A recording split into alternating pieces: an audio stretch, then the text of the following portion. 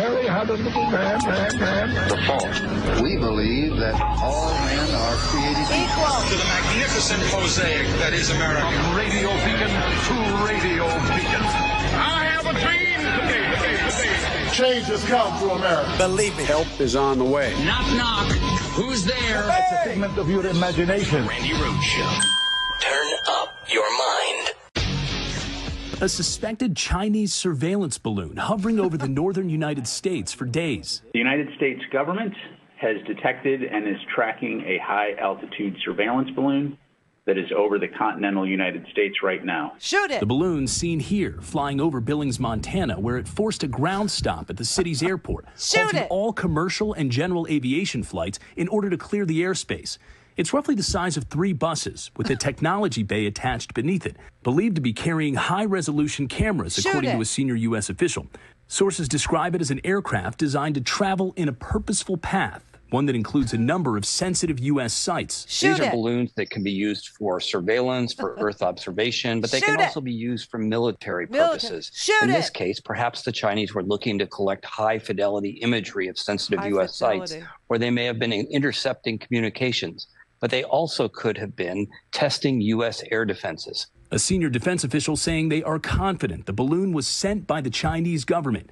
And this isn't the first instance this has happened in recent years. Once the balloon was detected, the U.S. government acted immediately to protect against the collection of sensitive information. This morning, the Chinese government cautioning against what they describe as hype, claiming they're still gathering facts. The Pentagon, now closely tracking the balloon, says it currently poses no physical threat to civilians, commercial aviation, or U.S. military assets. Shoot it! Still, on Wednesday, defense officials say, as a precaution, the U.S. Air Force mobilizing F-22 fighter jets in case the order was made to shoot down the balloon. Shoot it! The contrails seen here in this image. It may have been possible for the U.S. Air Force to shoot this balloon down, but that also raises a risk, and that risk is if the missile misses or even if the missile hits the balloon, it could send hot shrapnel down on civilian areas anywhere in Montana. Well, U.S. officials noting that the path the balloon appears to be taking flies directly over at least some sensitive U.S. sites, including one of 3 nuclear missile silo fields in the nation at Malmstrom Air Force Base here in Montana. Shoot it! I mean, where are those Jewish space lasers? Shouldn't they have taken that thing out by now? Come on, it looks like target practice to me. Yeah. Well, I thought at first it was like, something that I let go when I had my birthday, celebrate a Mylar, but it didn't say happy birthday, Randy on it. It didn't say happy 65th birthday, Randy on it. And then I really would have wanted it shot down because I don't want people to know that I'm 65. You know what I mean? But, if you were going to have a spy balloon, wouldn't you want it to be, I don't know, blue? Why make it bright white and 3 buses? You know what I'm saying? I mean, wouldn't like sky blue be a better choice if you were going to try and blend? Now, you're in the military when you start referring to a balloon as an inflatable and you start finding yourself saying things like high fidelity communications or today's, weather balloon, tomorrow's cruise missile. There's something wrong with you. But, the right wing, they just want to shoot things. They just want to shoot everything. I mean, they are literally having a child. They are literally giving birth on the Internet to new and improved conspiracy theories. I'm surprised that Marge hasn't called it a Jewish space laser. I really am. I'm sorry. All they're saying is, Biden is so lame. He can't even shoot a balloon. It's a balloon, everybody. But they abruptly canceled this visit that was on the calendar. It was scheduled, that the Secretary of State Blinken was going to go to China, and then there was a suspected spy balloon, and all bets are off, So it's really serious. The balloon is a serious thing, and balloons are hardly ever serious. But this one is a serious, serious balloon. And if you can't make yourself take it seriously, then call it an inflatable. Why Montana? Why it's home to many sensitive missile locations. I mean, That's what the satellites are for. You know, they have Chinese satellites up there, everybody. We have them up there, too. Elon can't stop, ejaculating satellites. He can't put them up fast enough. I mean, this is what the young people do now. So, I mean, honestly, wouldn't you want to disguise it as a regular balloon? Wouldn't you want to just put on it World's Best Dad? Do you know what I'm saying? Like, why wouldn't you try and disguise it? So here's the thing. I want to know what's in it, okay? That's just me. That's just the nature of being me. That's just the nature of having a curious mind, which, by the way, will save you. It will save you from this malaise that, the Republicans are in. Asking questions, being curious is a really good thing. And so I would like to know what's in the balloon. I would like to know what's in the cargo bay of the balloon. Wouldn't you like to know? I would like to see whatever it is that they felt compelled to fly. Now, just to be crystal clear about how much I do understand about balloons,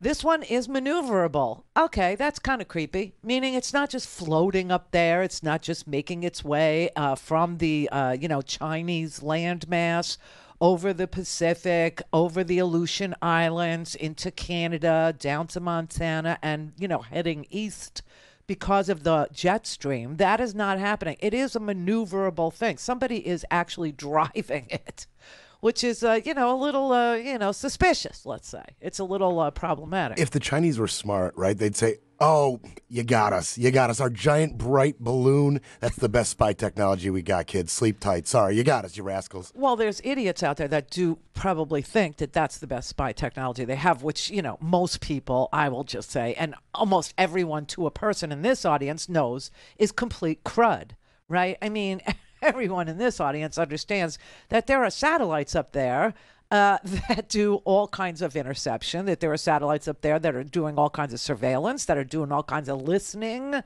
And then, of course, there's DirecTV. Do you know what I'm saying? There's like good satellites, too. So you have your good satellites, you have bad. I mean, with this audience, I don't even think we need to, explain it. The thing is, like if you were a Chinese person, if you were Xi, okay, if you were a Chinese dictator, if you were a Chinese autocrat, okay, you would know that you had satellites up there that are capable of intercepting just about anything that you would want intercepted. And then if you needed a closer look at America's secrets, all you have to do is go to Magaloko. Do you know what I'm saying? Like, so why go to all this trouble of a maneuverable, drivable balloon and not paint it blue with a big banner that says Happy 65th Birthday, Randy, to confuse and confound? Do you know what I'm saying? I really, I mean, you could just break into, just to be even here, you could break into Joe's garage. Right. Joe's garage. It's so Zappa. It's just so amazing. So, of course, the Chi comms are telling us that it's a Chinese weather balloon that got blown off course. Well, we know that that's not true, okay? They know that that's not true. They would have known, too, as soon as, the balloon was able to take clear pictures of the ground and not Chinese smog. They would have known that it went awry. They would have known that it had deviated from the course that they had set for it. But, the right wing, all they want to do is shoot it. That's it. That's all they want to do is shoot stuff, shoot it. Why? Why would you want to shoot it down? I mean, I don't understand. Maybe there's a tail hook on it. We could do, some sort of a retention wire, and just bring it on in and have a little look-see. No, shoot it. You need to shoot it. And you know that they want to shoot stuff because did you see this this story that, I mean, it's creepy, okay? It's creepier than the balloon. So the Republicans in the House are now wearing, instead of American flag pins, they're now wearing AR-15 pins. They're now wearing pins in the shape of semi-automatic weapons. I swear to God. Even George Santos is wearing an AR pin because he doesn't want to be known as a psychopathic liar. He wants to be known as a potentially violent psychopath. See what I mean? Yeah, and yesterday, oh my God, there was a debate about guns in the House. all things Randi at RandiRhodes.com. Yes. Go for launch. Speaking truth to power, the Randi Rhodes Show. The Second Amendment is absolute, and it's here to stay. A recent report states that Americans own 46% of the world's guns. I think we need to get our numbers up, boys and girls. Oh, my God. Some sick you know what. Hi again, everybody. It's 5 o'clock in New York. We show you that sick statement because that, ladies and gentlemen, is today's Republican Party in these United States of America. That specifically is who has been elevated within Kevin McCarthy's GOP as it now holds the majority in the U.S. House of Representatives. Oh, God. That was Congresswoman Lauren Boebert who made those appalling comments on the House floor hours after a heated debate took place among members of the House Natural Resources Committee. It's a committee she serves on. In the committee's first meeting of the year, Democrat Jared Huffman of California proposed an amendment that would prohibit lawmakers from carrying guns in its hearing room. He noted that the Republican-controlled Rules Committee removed the provision Democrats had put in place for the previous 2 years that banned firearms in hearing rooms and committees. Lauren Boebert called the amendment a political stunt while reiterating her desire to have a loaded gun on her in the Capitol. Congresswoman Alexandria Ocasio-Cortez told Axios this, quote, "It's all extremely concerning. I sit on that committee with a man who threatened to kill me," she said, referring to a video posted by Representative Paul Gosar, who denied it was meant as a threat. Their reassurances that they don't want to hurt members, frankly, are, I think, quite empty. They have stoked an environment that is unsafe, she said. The amendment failed in a party line vote. Great. Meanwhile, the State of the Union is less than 1 week away, and Congressman Huffman, along with 13 other Democrats, sent a letter to House and Senate leaders expressing urgent concern about the safety and security of those in attendance. Oh, my God. So next week is the State of the Union, where you will have not just the President of the United States, not just the entirety of the House of Representatives, not just the entirety of the United States Senate, but you will also have the President's Cabinet and the entire Supreme Court assembled under one roof, and they want guns. And they took the magnetometers down. You know, they took the, it's one of the first things that was done when Kevin McCarthy was elevated to Speaker of the Crazy House. It was to take down the metal detectors, okay? So, you know, hey, let's take them down at airports because we're going to need them to put them up in schools, right? Let's recycle. It's just such a sick country. This is so twisted. But everybody, you know, who gives a damn about the continuation of government, the continuity of government in these United States is like, why would they do this ahead of the State of the Union address? Why are they taking the mags down? Why are they insisting that they are all armed? Why are they wearing AR-15 pins on their lapels? I mean, could we just, you know, get it over with and take the AR-15? The AR-15 pin says, you know, I want to kill. No, well, I guess a swastika says, I want to kill. An AR-15 pin says, I will kill. Do you see? I mean, just get it over with already. Just let them, you know, have their day at the OK Corral there and, you know, let them open fire on each other. This is real sick and twisted stuff, but they are in love. They are in love with bullets. They are in love with weapons. They are in love with, you know, guns. They're in love with them. They want them everywhere. And what's really crazy is after this debate yesterday, and there really was a debate on the Natural Resources Committee. The natural resource. I mean, they're supposed to be talking about water and air and, you know, natural gas. And they were talking about guns as if it was our greatest natural resource.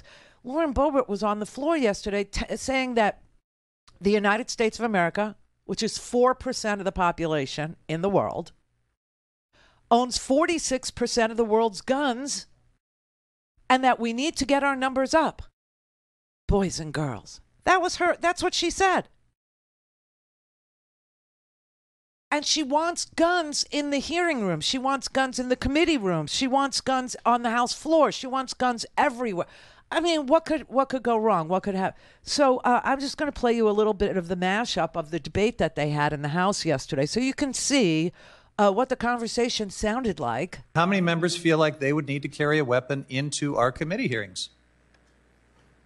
Got I one? feel I need one everywhere here. Everywhere? Oftentimes we are Sure. harassed in the hallways. We walk alone. The gentleman has a yield. And just and would those be loaded weapons, presumably? Not an unloaded weapon. Okay, that's helpful to know too. Oh, my God. And of course, we heard reference to the fact that this amendment is not necessary because the rule prevents taking armed weapons around the Capitol and into the House chamber. But we know there are members across the aisle who have tried to take loaded weapons into the House chamber. On January 6th, I was following House rules. There's 3 places where members of Congress cannot carry a firearm. One of them is the House floors. And I was abiding by those rules. And when I heard those doors shaking, I didn't know what was on the other side.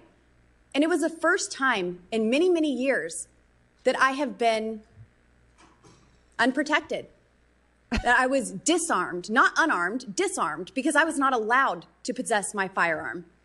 Capitol police officers didn't have enough help. Thank God there were members who had their firearms anyway in the House chambers and were helping Capitol Police. And Capitol Police were grateful for their assistance because they were outnumbered. She's freaking out of her mind, okay? She's suggesting that she would have shot the insurrectionists. She's suggesting that had she had a gun that day, she would have protected the Capitol from her people who were literally climbing through broken windows to get at other members of the House. I mean, she's delusional. I don't want to show it, and I'm not going to show it, because if I show it, my video will be age restricted. You know why? Because it's violent. It's violent what happened at the Capitol. And when you show video of what happened at the Capitol, you on YouTube become age restricted because it's so violent. So I'm not going to show it, but I will tell you that if you want to see what really happened at the Capitol that day, go ahead and Google Ashley Babbitt. Go ahead. And you will see that right behind Ashley Babbitt were very, very heavily armed police officers. Very heavily armed Capitol Police with long guns, semi-automatic long guns, with high-capacity magazines. And when Ashley Babbitt was shot, the man who was protecting the Capitol, the police officer inside the chamber, he actually showed his gun to those protesters for a very long time. It's not like he whipped it out and just shot. No, he pulled his gun out, and the people that were breaking the windows, the people that were just smashing on the windows, they actually, you can hear them say, there's a gun, he has a gun. So they saw the gun, and they were not deterred. They kept on going. They kept on banging. They kept on breaking the glass, breaking the windows. And when Ashley Babbitt climbed up a broken window section to jump on through, that's when the weapon was discharged. And then you can clearly see that there were multiple police officers right behind where she was standing with long guns. And they weren't doing jack crap to protect the Capitol. Nothing at all, okay? And they didn't render aid to Ashley Babbitt either. You want to have a serious conversation about what went wrong that day, start there. But what is wrong with her? And by the way, they won the right to bring the guns. Call in, connect. To speak to Randi, call 561-270-3844. 561-270-3844. Does the chair believe that members of Congress should be able to bring firearms into the Natural Resources Committee or not? The Natural Resources Committee. The chair believes that members of the Natural Resources Committee should follow the House rules and the guidance by the Capitol Police. The House rules, members have different interpretations of what those rules are. I need to know, for a sense of my own personal safety, what your interpretation of the House rules are as it pertains to this issue. I believe that would be a question you should take up with the House Administration Committee, and they do have a Members' Day as you all condescending. I just wonder if the gentleman from California or the gentlelady from New York has reason to believe that there is a homicidal maniac amongst us. If they do, they probably would have brought a gun into this room, whether or not there is a law. And I would challenge them right now to present their evidence, name the names, and present the evidence before such a catastrophe confronts us. Will the gentleman yield? Yes. Thank you. I believe it's a courtesy, by the way, you didn't give me, but go ahead. It's a mischaracterization. While I am not here to impugn the character of any individual member of this committee, I do believe that the performance demonstrated has shown Who do you not trust to bring a firearm? He's sitting next to Paul Gosar into a committee room or anywhere else. I believe that from what I've witnessed, the competence of some members may be something that I would be willing to question. I think you should give us names before the sun goes down, because we're all in great danger if you're correct. But if you're going to name names, I'd like you to present the evidence as well. And if not, then we should draw our own conclusion. He's sitting next to Paul Gosar, a person whose own family has said he's a sociopath. A person whose own family has said he's unhinged. He should not be in Congress, let alone armed in Congress, okay? This is a man who threatened AOC's life prior to this hearing at the Natural Resources Committee, where they think that what they're supposed to be doing at the Natural Resources Committee is debating whether or not you can bring a gun to work in Congress. She was being completely reasonable and even keeled. His tone was so dismissive, so condescending, while sitting next to Gosar, who has threatened her life. It's unbelievable. This is Tim Gosar, Paul Gosar's brother.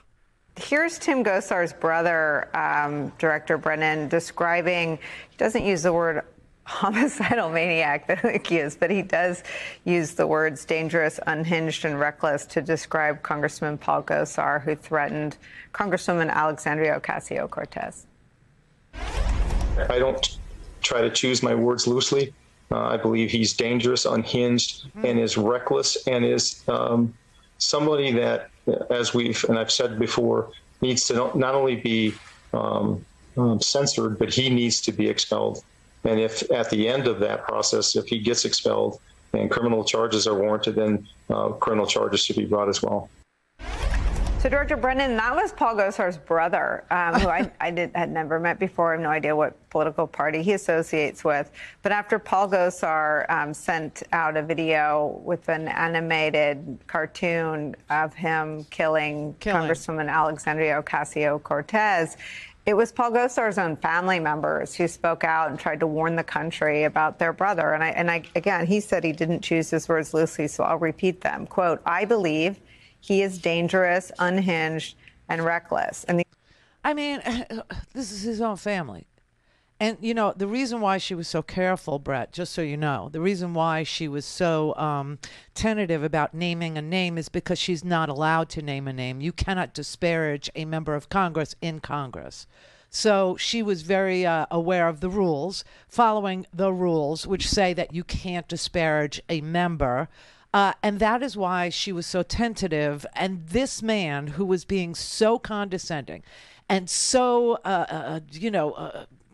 disrespectful of her concern that she is now serving on the same committee as a person who is dangerous, unhinged, a white supremacist, as you know, whose own family says he needs to be prosecuted, okay? The reason why this man was so dismissive of, he literally put Paul Gosar next to him so that he could troll AOC in real time. Because he knows she can't say a name. She's not allowed to name a name. I mean, it is unbelievably dangerous what they're doing. And, I guess you can kind of see what's going on and what their plan is.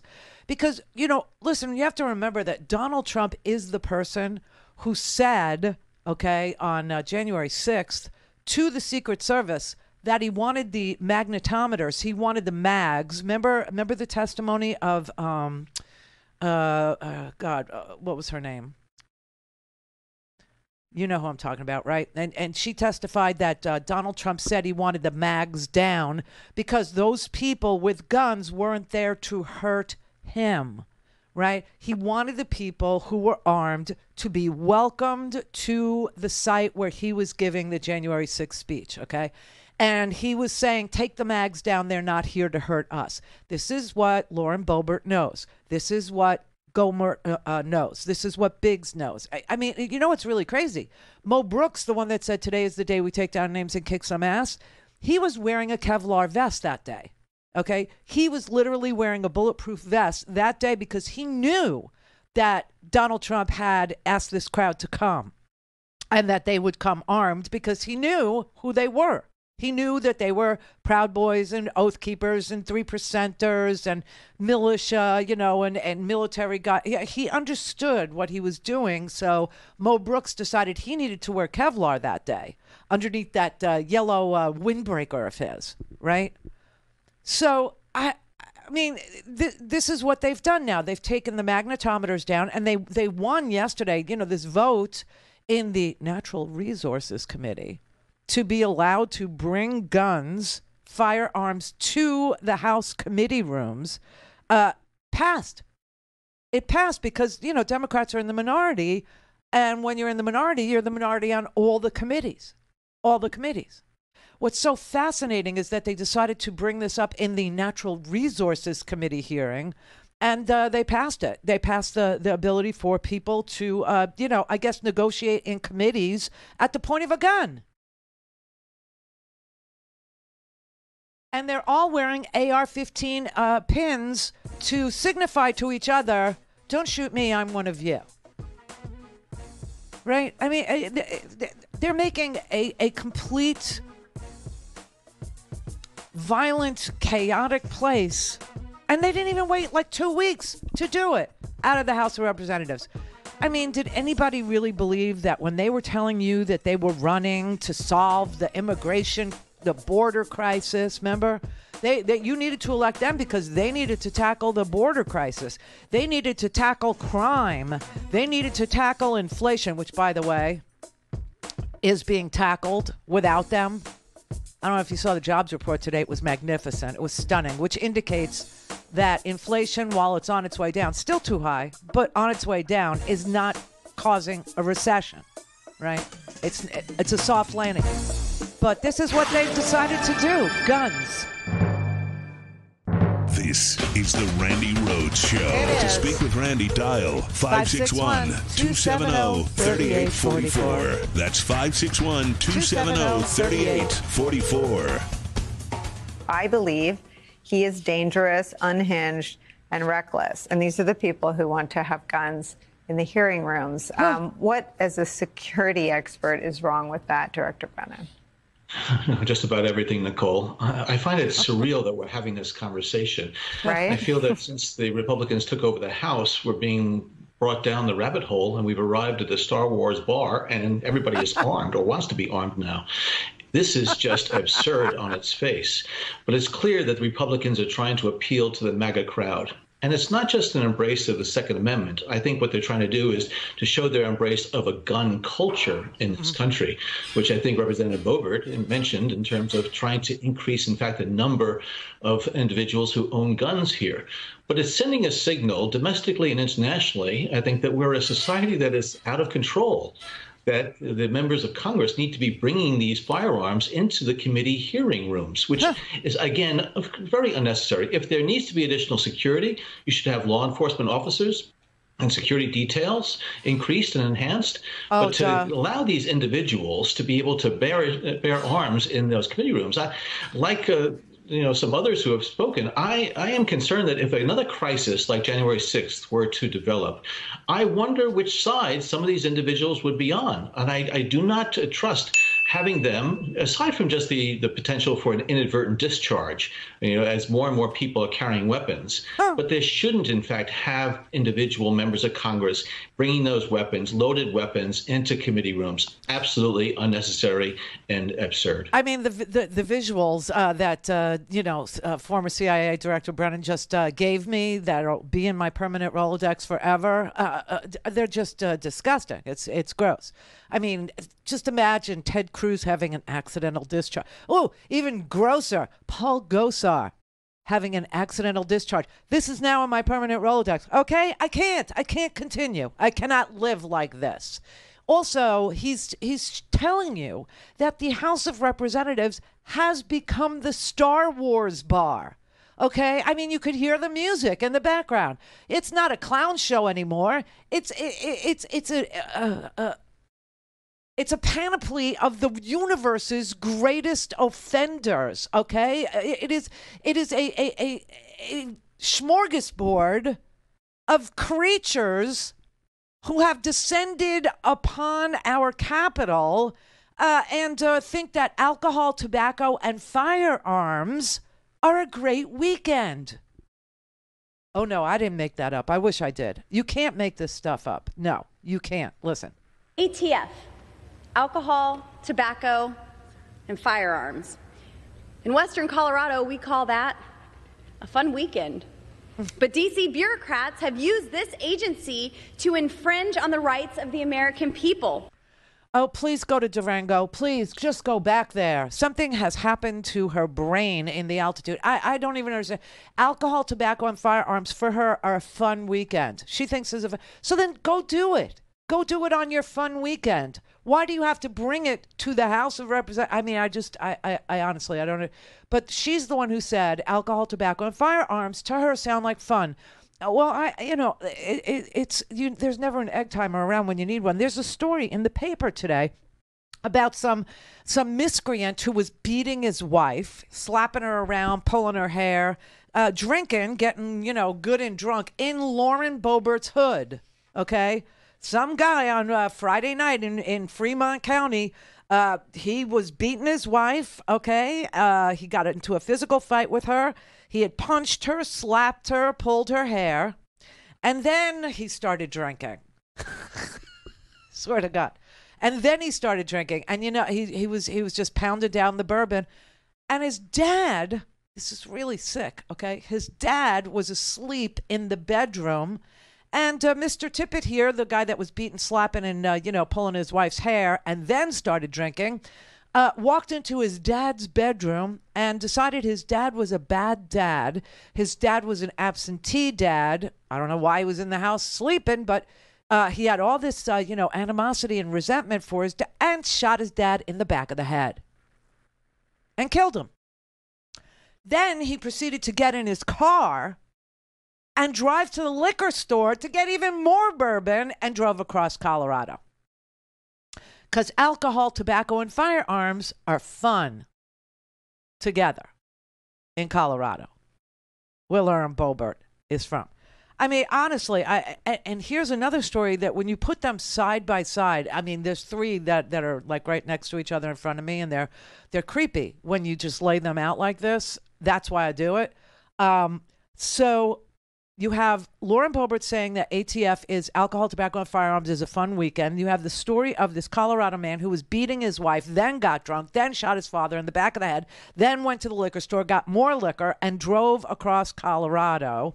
And then you have a story about the Fifth Circuit Court of Appeals with two Trump appointees out of the three judges on the Fifth Circuit that heard this case decided yesterday that men or women, doesn't matter, that spousal abusers, okay, people who beat their wives, people who have restraining orders, by presenting a court with probable cause that this person will beat their wife or husband yet again, and the court having found probable cause to believe that, has issued a restraining order against that boyfriend, girlfriend, spouse, okay, to keep them separated, okay?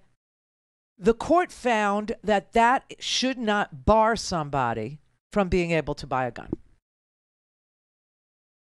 Seriously. Here we are all busy trying to close what we call the boyfriend loophole. Here we are toiling away, trying to get legislation passed that would say that if there's a restraining order that's been issued for you to restrain you from being near somebody that you have been physically violent with prior, upon a showing of probable cause that not only you did it, but that you will do it again, and the court then issues a restraining order, we're saying that should bar you from getting red flag laws and stuff like that there, right?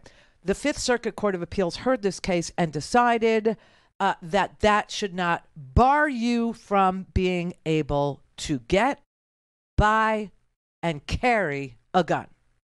A showing to a court that you are violent, a showing to a court that you have been violent, that you will beat somebody, that you have pulled somebody's hair, that you have slapped somebody, that you have kicked somebody, that you have abused somebody, that you have beaten somebody and threatened somebody, should not bar you from being able to buy a gun. And then the third story, the one that's next to that one, is this one, which is really, really, really interesting. Donald Trump, apparently, who's using his own social media platform, Truth Social, as you know, which nobody is on, okay? Nobody. For compares, okay, when Trump was on Twitter, he had 80 million followers. 80 million. On Truth Social, I think he's got 5 or some real tiny fraction of that. But anyway, he decided to go on Truth Social after he was barred from Twitter, although Twitter has said, you're welcome to come back. He hasn't tweeted. Somebody on Twitter reposted his Truth Social message. The Truth Social message said that he wants his supporters to get, quote, locked and loaded and physically fight for him in 2024 in the presidential election coming up. And people started retweeting that from Truth Social to get the eyeballs that they wanted on it because nobody's on Truth Social, okay? And so some guy at Free Texas 1776 retweeted it and said, then they will have to figure out how to fight 80 million people plus. It's not going to happen again. People my age and old will physically fight for him this time. What have we got to lose? I'll donate the rest of my time here on this planet to do it. And I know many others who feel the same. They got my 6 and we are locked and loaded. I don't know what that means exactly, but that's what he posted when he retweeted Trump's request for his supporters to get locked and loaded and to physically fight for him. Now, I don't even know if it's legal for somebody to incite violence in this manner, but it's on. Adam Kinzinger said, this is sick, sick, sick. Is it even legal to invite this kind of stuff? And I'll say the former FBI agent Peter Strzok, he also shared this screenshot of it on his Twitter account, and he said, just a normal sign of a well-functioning democracy. And there's Lauren on the floor of the House saying that, she doesn't trust the ATF. Everybody needs to have a gun, wearing a pin in the shape of a semi-automatic weapon. Mary had a little man. We believe that all men are created equal to the magnificent mosaic that is America. From radio beacon to radio beacon. I have a dream today. Change has come to America. Believe me. Help is on the way. Knock, knock. Who's there? It's a figment of your imagination. Randi Rhodes Show. Turn up your mind. I'm not going to tell people what you said when the number came out. It was a bad word. I said a bad word, which is rare for me because I was so surprised. 517,000 jobs added. That is, you're right, more than double what we had thought. And you look in these numbers, there are revisions all along the way. You can see that December was revised higher. You can see that just about every month was revised higher. So where they got it a little bit off, it was because they undercounted. This is a very, very strong job market. And the unemployment rate, 3.4%, ticked down just a tiny bit. The government pointing out that since the beginning of 2022, there's been no real meaningful change in what is nearly a 50-year low for the unemployment rate. And the government also points out that the hiring was widespread, led by leisure and hospitality, which, as you know, is a part of the economy that has been booming as people have shook off 3 years of kind of restraint and now want to spend on experiences. They want to go out. So this is a really strong number. This is not what you would expect after 8 interest rate hikes from the Federal Reserve. The Fed chief, Jerome Powell and company, would like to see this market cooling off. It doesn't show signs of cooling off here. Wage growth, 4.4%. That's a little bit lighter than December, but it's still showing wage gains for workers. wage gains for workers, jobs being added. This is what you call a soft landing, okay? This is not a recession. This is the lowest unemployment rate we've seen since 1969. It was the summer of 69, I swear to God. May of 1969 was the last time we had unemployment at 3.4%. It's just incredible. And, no thanks to Republicans who have done absolutely nothing. They have done zero. They have argued about guns. They have argued about socialism. They have argued about whether or not to say the Pledge of Allegiance a second time in the day. I mean, they had to have 15 votes to pick a Speaker of the House. These people are just the worst at governing, the worst. And this is what they're supposed to be doing. This is what they ran to do. This is what they felt so compelled to raise millions of dollars to do. And they can't do it. They don't know how to do it, okay? They have no plan at all. And the lying from them, the lying is just, it's legion, it's legendary, it's exponential. It's just endless, and it's boring at this point. But they said, you need to vote for us because crime is out of control. They said you need to vote for us because we need to get the border under control. They said vote for us because we need to do something on inflation. They said vote for us because we need to do something on health care. They said vote for us because we need to balance the budget. They've done nothing that even indicates that they're interested in any of those things. They spent their whole time in the majority thus far, picking a speaker, arguing about socialism, arguing about the Pledge of Allegiance, arguing about whether or not you get to bring guns into the committee rooms, and pretty much elevating pathological liars, people who have no ability to govern, or said things about Jewish space lasers, or listen, George Santos. This was like the perfect height of irony yesterday. Okay, so and they kicked Ilhan Omar, Adam Schiff, and Eric Swalwell off their committees. Okay, this is what they've accomplished. This is what they've accomplished as we've been trying to put the pandemic behind us, get money in people's pockets, lower the cost of prescription drugs, do something about gun violence, and then only to have the Fifth Circuit Court come behind us and say, oh, no, we don't see where a restraining order for somebody who's been shown to be violent toward their loved ones should be a barrier to gun ownership or gun possession. We don't see where those two things are mutually exclusive. Anyway, we're trying to solve our problems, and they're very busy kicking Ilhan Omar off of the Foreign Affairs Committee. So now she's going to be on the Budget Committee. Yay, well done, Republicans. That solves everything. But the idea that they went to the floor with George Santos and allowed George Santos, who lied. Okay, remember Ilhan Omar 4 years ago said that support for Israel was all about the Benjamins. This is why 4 years ago, she said this is why yesterday she had to be kicked off the Foreign Affairs Committee, because 4 years ago she said that. She said that. So she said that lobbyists lobby the U.S. government on foreign policy for money. Wow, that's shocking. See, that's why I don't find it, to be anything, that was worthy of what they did to her yesterday. Really, I don't. Because I pointed out all the time that everything's for sale in this country, including foreign policy. Everything's for sale. Everything. Clean air is for sale. Clean water is for sale. Jobs are for sale. Where you get a plant built is for sale, right? It's all for sale. Anyway, this is what but they allowed George Santos, who said that his mother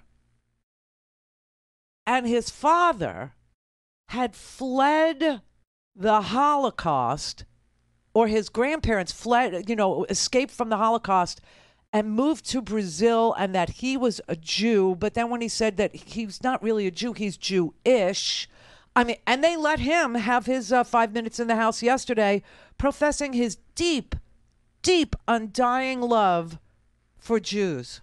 Mr. Speaker, today I rise to congratulate my colleagues on voting to remove Representative Ilhan Omar from the Foreign Affairs Committee. What is the with this passage of outfit? H.R. 76 sends a strong message that we support Israel and the Jewish community. I urge the 118th Congress to now stand together, proudly upholding every single American, no matter race, pedigree, religion, nor creed, as any less American than their neighbor. That Jewish Americans are patriotic Americans, and that we all have a role in fighting bigotry and anti-Semitism in our country. We must make sure that the House of Representatives reflects such principles as a united body. Okay, first of all, what is that outfit? Okay, I find that offensive. I thought we couldn't bear arms in Congress, but anyway, I digress. Everybody's, and that's another thing that the Republicans are very big on is dictating what women can wear to work. Okay, it's a big thing. And you can't bear arms in Missouri, and you can't bear arms in Florida. But apparently, Lauren Boebert can go to Congress in a tight neon pink sleeveless dress and advocate for guns, And George Santos can show up looking like that after he lied about his heritage and advocate for his love for the Jews. Oh, it's a clown show there. It is the Star Wars bar. It really, I was listening to him advocate for, my peeps, and I'm like, don't you have some puppies to kick or something like that? You remember, this is a guy who stole money from a GoFundMe to save a Navy veteran who was homeless, his service dog, literally stole the money for the vet bills to pay the vet bills for a Navy vet's service dog. Oh my God. When you are taking your moral direction from George Santos, you're effed, okay? I don't even want to candy coat that one. This is like the height of irony. Really, it's an amazing thing. George Santos, with his love for the Jews, I tell you, I just cannot believe that they told their voters that they cared about anything to do with the economy, that they cared about anything to do with inflation, that they cared about the border, that they cared about crime, that they cared about health care, that they cared about any of the things they said. You need to vote for us because we'll get... This is what they've spent their time doing. Now they want to shut down the government. Now they're just like, shut it down. Close it up. Default. We don't care. That's what we want. They're saying it out loud.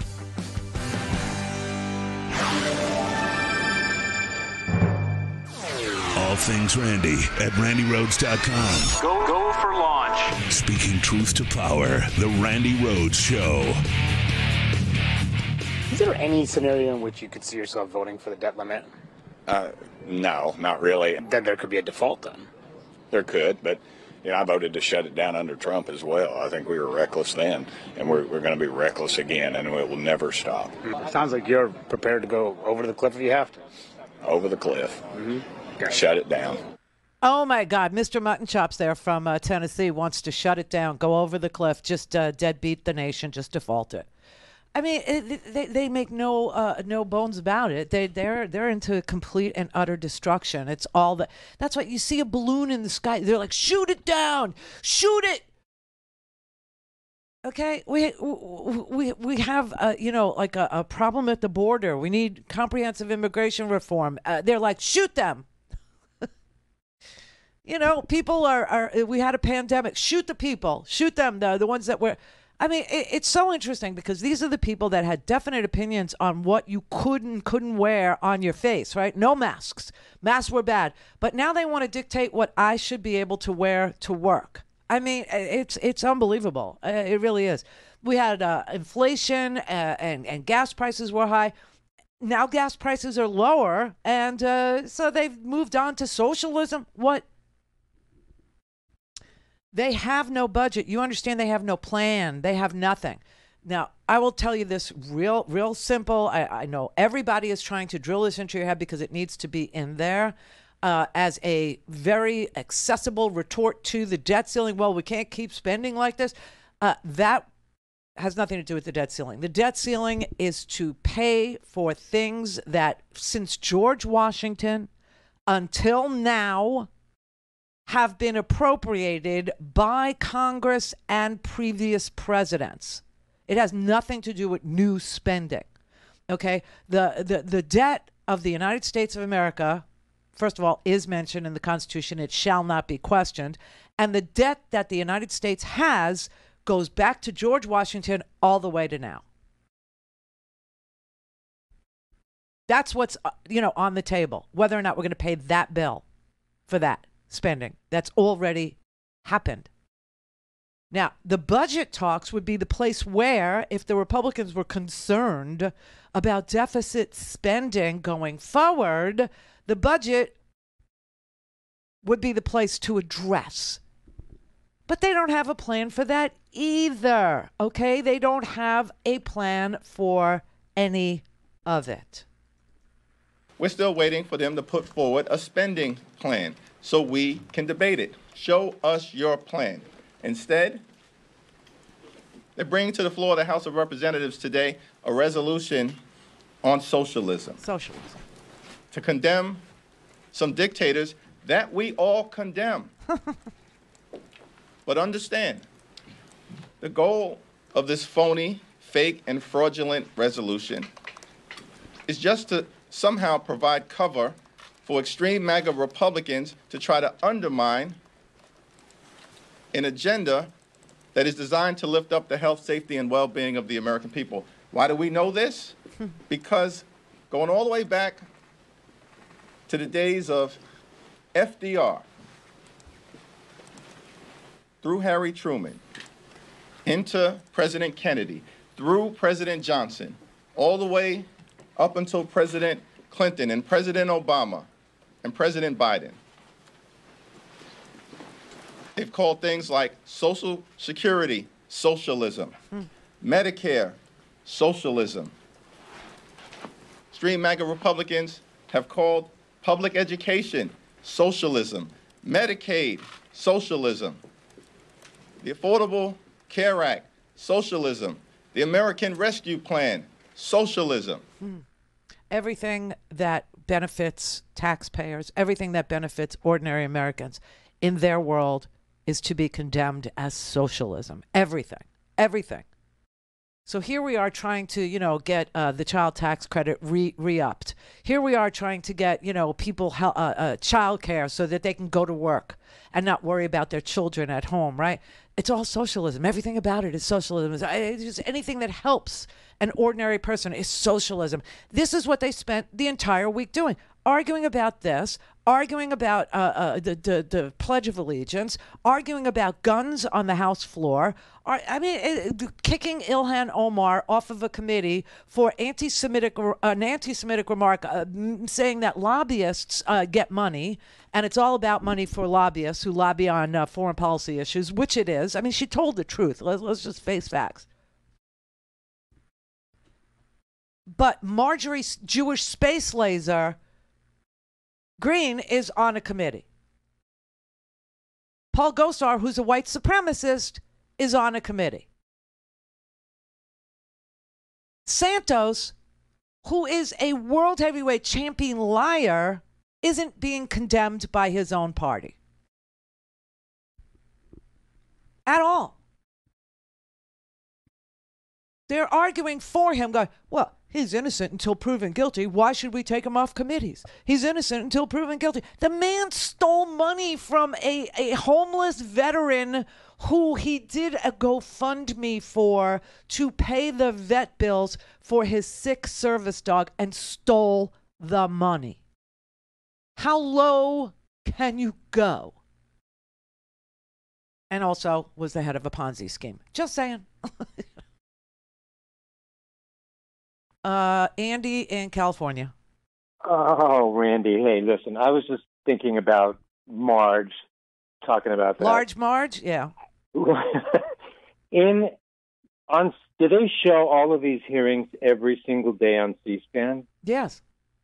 So you can watch. So I don't know if anybody responded to her when she was trying to pretend to be the poor, stupid person's Katie Porter.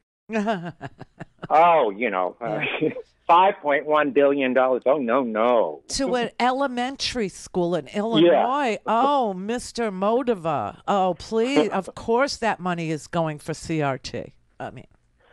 So nobody says anything to her after that? Oh, and from her own party? What are you talking about, No, Mark? she was forced to, through her spokesperson, put out a correction that she misspoke. That's the extent of it. Oh. All right. Right. But you can see this whole thing on C-SPAN. Oh, yeah. C-SPAN 1, just for people who are deep into it, C-SPAN 1 is the House, C-SPAN 2 is the Senate, and C-SPAN 3 are hearings. All right. It's well, the thank key you. that unlocks the door to C-SPAN watching. I think I'm going to become a groupie. I'm telling you, you're going to become Okay. a little C-SPAN crackhead. Nobody's going to want to be around you. Nobody's going to want to come near you when you're doing it. That's, what's different? Yeah, right. I know. I'm already there. Okay, well, thank you. Thank you. Yeah, me too. So don't feel alone. We don't have to be incels. See, now what is it with incels? Because nobody wants to sleep with them. They get to be violent. I don't understand. Nobody wants to be with me either. I'm totally cool with it. I watch C-SPAN. Do you know what I mean? Read a book. No, they have to film themselves being angry in their cars before they go on a murder spree. Because nobody wants to do them? Really? I got news for you. Join the club. Join the club. It's not a bad way to live. Call in, connect. To speak to Randy, call 561-270-3844. 561-270-3844. Did somebody say Katie Porter? This is how much Social Security adds to our national deficit. Zero. Oh. Nothing. So. Oh, what happened to her? What happened? Oh, come on. This is how much Social Security adds to our national deficit. Zero. Nothing. So. Oh, I know what happened. It didn't transfer. The whole thing didn't transfer from Sean's computer to mine. Yeah, it showed you it's good in the thumbnail, but it didn't make the transfer. So yeah. Exactly. But it was brilliant. I mean, all she's trying to tell you is that Social Security doesn't add to the deficit. Period. End of story. So why are they after it? Because it's a tranche of money. Just so you know, they want to steal it. Okay? They want to steal the Social Security Trust Fund. They also want to steal the Medicare Trust Fund. Hence their distaste and denouncement of all things socialist. Because they know better. She's got a new book coming out. I can't wait. Oh, I love her. I really do. So anyway, it's going to be a very crowded field. I have to say, listen, I just want to say that Katie Porter, Adam Schiff, I believe. I don't know if Eric Swalwell. I mean, just about anybody from California, everyone in California. I think all 44 million people in California are running for Dianne Feinstein's seat. And Dianne Feinstein hasn't retired yet. Maybe Tom Brady could give her a little call. Maybe he could. Because, Tom Brady, this went by like that, like in a blink of an eye. Tom Brady put out, what was that? Was it a TikTok? Was it an Instagram? Was it a Facebook? I don't even know what it was, a Twitter. He put out a little video saying, listen, you only get one shot at retiring, and already did that. Been there, done that. And then I came back, right? He said, but now I'm really retiring. Now I'm really, really retiring. And, I'm really, really, really done. Well, he was definitely past his peak, but, maybe he could, I think, still do his job, which I wish Dianne Feinstein would, take the note. Just saying. So he leaves behind, Tom Brady does, I don't even know how many NFL records. I don't even know how many, like 1,465. Every single meaningful passing record, yards, touchdowns, completions, touchdowns of the playoffs, rings, championship rings, the whole deal, all the important ones. Which will now all be claimed by George Santos. Just saying. George Santos will say that he's the record holder. George Santos will say he's the pass, the passing, champion.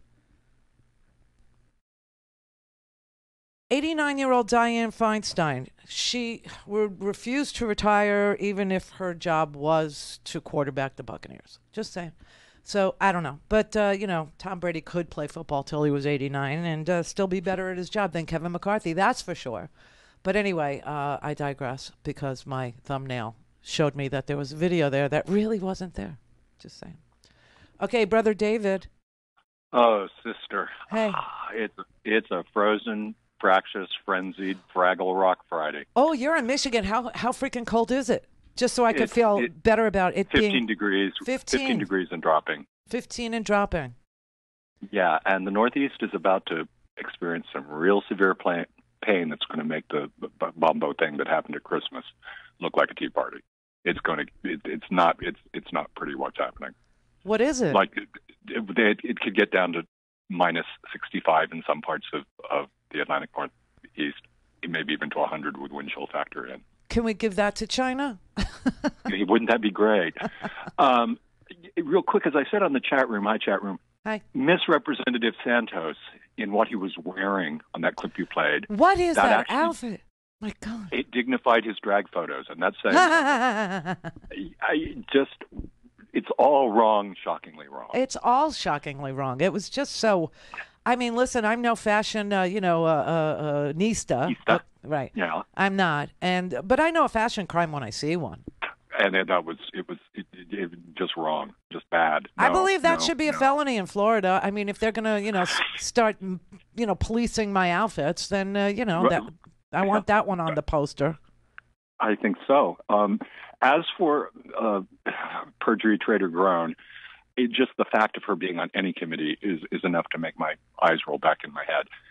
And then there's Lauren, who not only does she get to bear her arms, but she's going to want to arm bears. Everyone have a gun. Guns, everyone, guns everywhere. Give your Get our service dog numbers a up, gun. boys and girls, she actually said. When she was telling the people of the United States on the floor of the House of Representatives that 4% of the Earth's population, which would be Americans, own 46% of the firearms in the world, she decided that was a piss poor showing and we needed to get our numbers up. What? I mean, obviously they're preparing for some sort of a fight at the OK Corral. I mean, listen, they do want to go out guns a-blazing. Clearly. Yeah. And the thing that has always boggled my mind, way before this crew, the cantina, the Star Wars cantina, analogy is pretty darn good. That was good. This alien crew descended on the house, is that if these things happen and the United States defaults, the ripple effect globally is going to bring everybody down one way or the other. Well, that's why China is, doing some sort of a surveillance, to see which land they would like, Yeah, maybe they're trying to get ahead of the thing.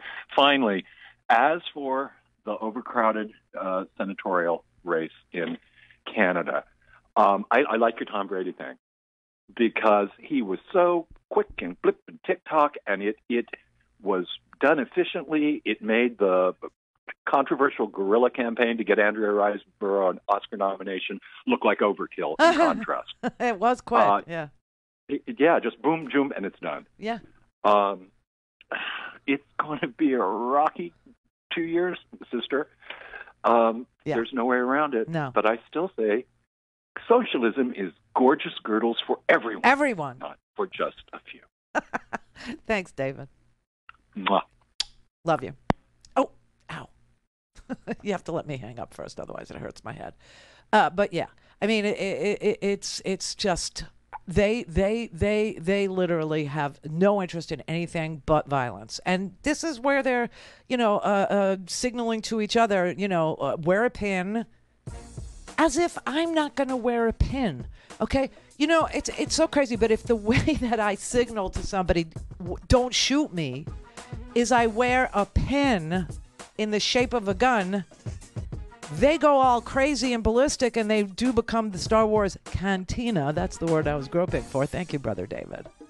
I put the pin on. And then they get all confused as to whether or not I need to be killed. But she has a pin. She's signaling. She's one of a... I am now the Chinese spy balloon. Okay. I swear to God, this is not going to end, quietly or well. And next week is the State of the Union. I just want to remind everybody, it is the State of the Union.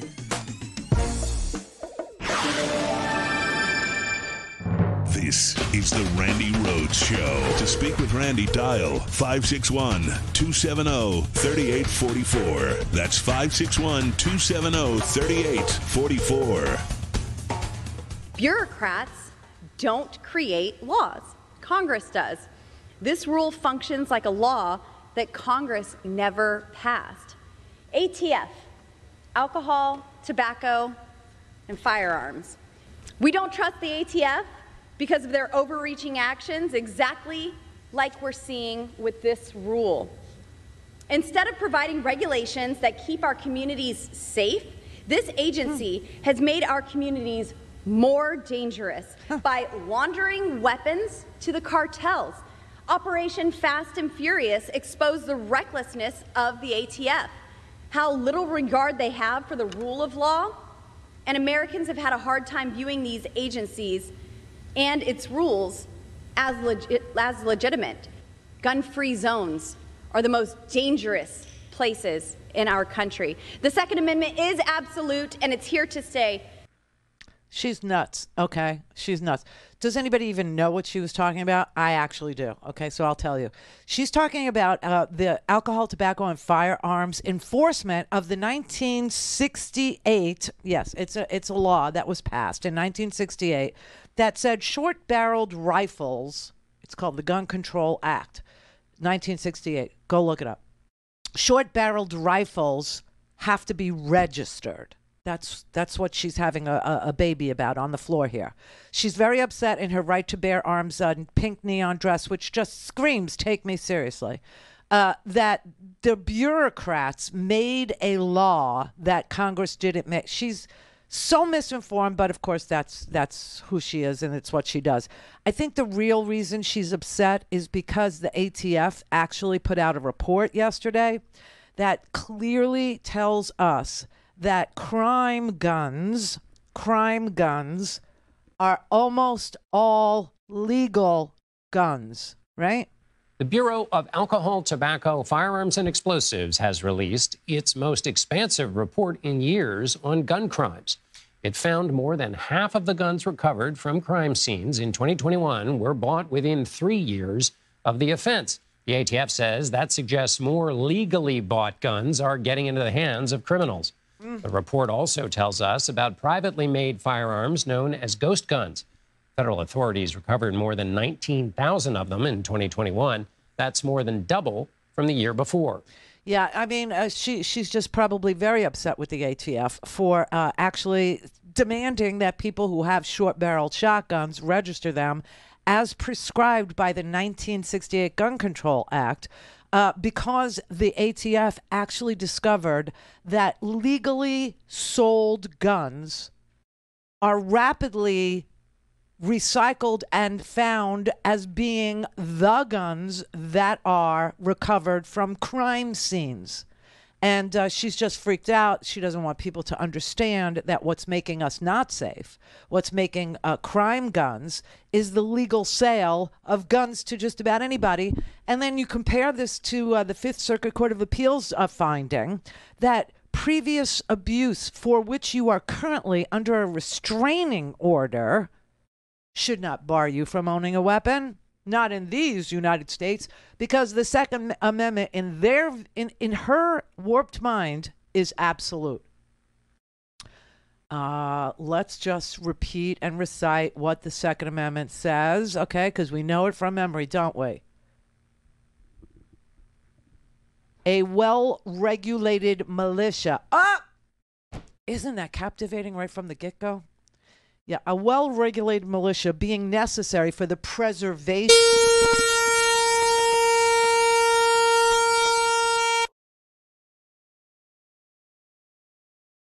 Call Roy. No, I know what I did. Wow. A well-regulated militia being necessary for the preservation of a free state Oh, my ears are still ringing. The right of the people to keep and bear arms shall not be infringed. No, it was my instant replay, is what it was. It's this thing. Okay. It literally just exploded. It's done. It's fried. It's cooked. Oh, the whole thing? Just yeah. Awesome. Yeah. So that's probably $3,000. Anybody? To replace that? At least $3,000. Donate. Okay, RandiRhodes.com/donate. Thank you. Ziggy in Alaska. Yes. Hi. I was wondering. Hi. I'm sorry about that sound. That must have blown your ears out. Yeah, a little bit. Yeah. I listen to you all the time, and I hear this word constantly, not only over the internet and all through this thing.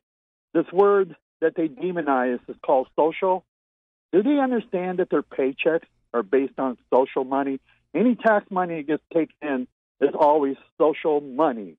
So when I hear this word demonizing all the time by the so-called Republicans, that they're demonizing their own paychecks. I don't follow. How is my paycheck socialism? Well, the word social, I hear all the time being demonized by... Socialism as a system of governing. Right. Well, that's what we rely on. Our whole. So let me ask you this. Let me ask you this. I mean, if you're looking for, a good example for socialism to discuss with your friends there in Alaska, do you still? My roads, my police department. Right. But do you still get that check from the oil and gas industry? How much is it? Yeah, we do up here. Yeah, we get a dividend. Okay. How much is your dividend? Well, this year it was like 3,000 and something. Oh my God! But see, the thing is, the whole people down there in the lower 48 should be getting a dividend from every damn corporation that took our technology that the people paid for. It should be made that they pay dividend to the country for all that technology that we gave them to use.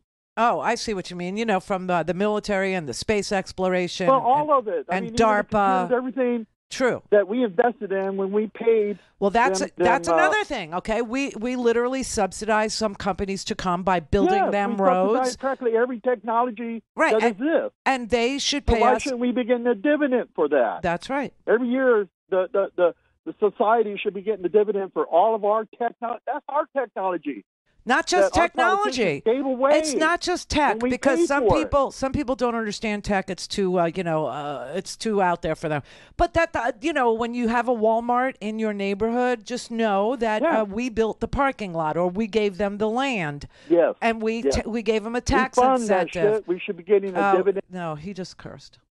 But I'm just saying that, in Alaska, where it should be the easiest place in the world to have a conversation about the beauty of socialism, or, getting dividends back for your investment, which is capitalism, not even socialism. The best example is the money that Alaskans get. I didn't know it was up to like $3,000 a year from the oil and gas industry. Every Alaskan gets a paycheck. Every Alaskan gets a dividend from the oil and gas concerns in Alaska every single year. Well, he's right. The lower 48, we get bupkis. We get nothing. We get goose egg. We get squat. We get nothing. And we are constantly subsidizing corporations to come into our communities, or corporations to build a battery factory here, or, and we get nothing for it. And that isn't even that's capitalism. Capitalism says that if I invest in you on the front end, that I get a dividend once you're, making money on the back end. That's not even socialism. Socialism is the idea that healthcare is a human right, that it's not something, for people who can afford it only. That's what socialism says. Socialism says that we're going to do things that, the government is going to do things that people can't do for themselves. Like the government is going to negotiate the price of prescription drugs in the Medicare program because you can't do it by yourself. This is what the Republicans are so against. They're so against government doing what government is supposed to do on behalf of people who can't do it by themselves. And that's all government is supposed to do. Government is supposed to do all the things that you can't do alone, right? And that's why we have public education, which they are trying to destroy. They want parents who can stay home and educate their kids, apparently in Nazi ideology, if you're in Ohio. That story was amazing. And that it really didn't resonate. People aren't really, processing that there are homeschoolers in this country that are teaching their children Nazi ideology and saying this is appropriate for elementary school children to learn. Anyway, that is their view of bad socialism, public school. Their view of bad socialism is Medicaid, which says that poor people should not die on the side of the road because they can't afford health care coverage. They're against it. And here in Florida, listen, I'm going to start, you'll see, beginning in May, people are going to start calling up going, I had Medicaid and now I don't, and I live in Florida. I don't understand. What happened? You're getting kicked off Medicaid because they hate it. Period. Have a good weekend. I want the balloon.